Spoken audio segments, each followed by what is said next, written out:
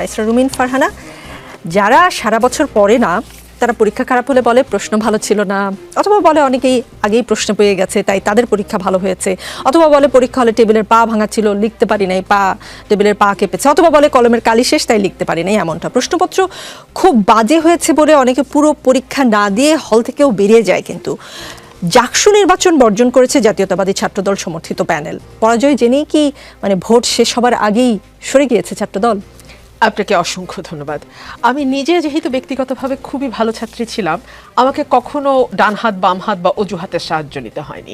কিন্তু আপনি যদি প্রশ্ন করেন যে এই নির্বাচনটি বর্জন করা বিএনপির জন্য একটি অজুহাত ছিল কিনা, তার উত্তরে আমি বলবো সারাদিন ধরে তো আজকে এই নির্বাচন নিয়ে আলাপ হয়েছে, মুহূর্তে মুহূর্তে খবরের আপডেট এসছে।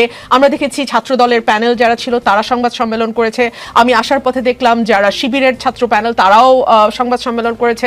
এর বাইরেও যারা বিভিন্ন দল থেকে হল থেকে প্রার্থী হয়েছেন তারাও বিভিন্ন সময় মিডিয়ার সঙ্গে কথা বলেছেন, এবং সম্মানিত তিনজন শিক্ষক এই নির্বাচনটিকে বর্জন করেছে, এবং তারা প্রত্যেকেই একই ধরনের কথা বলেছে। ফর এক্সাম্পল, কারচুপির কথা এসছে, আগের থেকে ব্যালট বাক্স ভরে রাখার কথা এসছে, বলা হয়েছে 299টা ভোট একটা হলে, সেই হলে 400টার ব্যালট পেপার কেন গেল, বলা হয়েছে যে ব্যালট পেপার বেশি 10 to 20% বেশি ছাপানো হয়েছে, বলা হয়েছে ভোটারদের ছবিযুক্ত তালিকা করার কথা ছিল সেটাও করা হয় নাই, যে যার মতো খুশি যখন খুশি গিয়ে ভোট দিয়ে আসতে পেরেছে।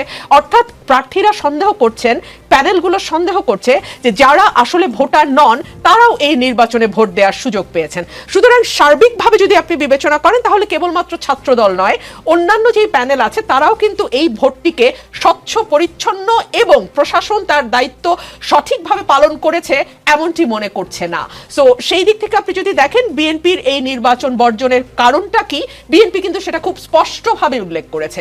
সেই কারণ গ্রহণ করা বা সেই কারণকে অজুহাত হিসেবে দেখানো সেটা একেবারেই মানুষের বিচারের ভার। আপনি যে বললেন যে শিক্ষকরাও এই নির্বাচন নিয়ে অভিযোগ করেছেন, যে তিনজন শিক্ষক এই নির্বাচন নিয়ে অভিযোগ করেছেন তারা তিনজনই জাতীয়তাবাদী ফোরামের শিক্ষক, এবং জাহাঙ্গীরনগর বিশ্ববিদ্যালয়ের যিনি ভিসি তিনি আসলে আপনাদের বা বিএনপি ঘেঁষা হিসেবে বেশ পরিচিত।